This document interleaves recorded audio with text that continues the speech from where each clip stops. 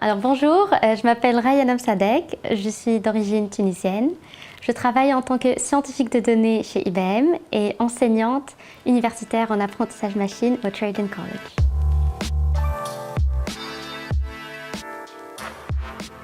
Alors mon parcours scolaire a commencé en Tunisie, toutes mes études secondaires et avant l'école d'ingénieur, je me suis spécialisée en mathématiques et physique. Par la suite, j'ai fait un diplôme en informatique à l'Université de Versailles, en France, et une maîtrise en informatique avec une spécialisation en intelligence artificielle au Canada, à l'UQAC. Et j'ai fait un mini MBA à Kelley School of Business, Indiana University, aux États-Unis. Depuis toute petite, j'adorais résoudre les problèmes. Quand je vois un problème, que ce soit un problème logistique à la maison ou un problème de relation ou de discussion, peu importe le problème, je prends le temps de réfléchir et j'essaye de trouver une solution parce que je voulais tout le temps que les gens autour de moi soient heureux, ça me faisait plaisir. C'était un cheminement un peu naturel d'aller vers l'ingénierie et comme j'ai toujours été passionnée par les mathématiques et la résolution de problèmes, je me suis intéressée à l'informatique. C'est le cheminement naturel de quelqu'un qui aime les maths, l'informatique et la résolution de problèmes, d'aller vers l'ingénierie en informatique et la science de données. Un scientifique de données, moi personnellement je le vois comme un médecin de données. Donc comme on va visiter un médecin pour aller voir qu'est-ce qui ne va pas, on va aussi apporter nos données à un scientifique de données, il va nous faire une petite prescription de ce qui va bien, ce qui ne va pas bien. Alors nous on voit les données comme une opportunité d'affaires. Ça peut nous permettre de faire la prédiction des ventes pour les prochaines années. On peut détecter une anomalie dans des images. Donc, dans une usine manufacturière, on peut prendre des photos et capturer s'il y a des anomalies, labelliser s'il y a une anomalie et par la suite entraîner un modèle qui va les détecter automatiquement. Comment j'imagine mon métier dans 10 ans?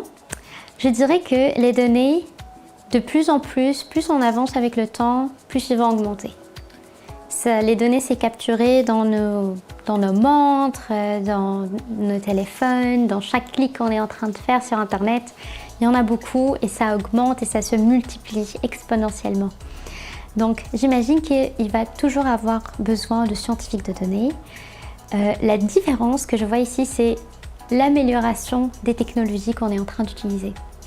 Il y aura certainement plus d'automatisation. Il va y avoir un terrain favorable pour avoir plus de technologies, plus d'outils. Donc le scientifique de données, après 10 ans, aura beaucoup plus de compétences et peut-être une plus grande expertise dans ce domaine en utilisant ces technologies-là. On pense souvent que c'est un domaine qui n'est pas fait pour les femmes. Alors que si, le meilleur exemple pour ça, c'est que je suis une femme, scientifique de données, mon manager est une femme, sa directrice est une femme. On est toutes dans le domaine technologique et on adore ça. Donc c'est pas un domaine qui est exclusivement fait pour les hommes, pas du tout. Les femmes sont brillantes là-dedans, elles excellent, on a notre place et c'est une fausse idée de penser qu'il n'y a pas de place pour les filles dans le domaine scientifique et particulièrement en informatique. Alors, le métier de data scientist est beaucoup plus accessible qu'on le pense. On pense souvent que c'est très compliqué, mais même si tu n'as pas un diplôme en informatique, tu peux devenir scientifique de données. Il suffit d'avoir le mindset d'aller fouiller dans les données, plus le mindset de résoudre des problèmes, et ça s'apprend. Donc il y a des formations en ligne pour ça qui sont accessibles à tout le monde.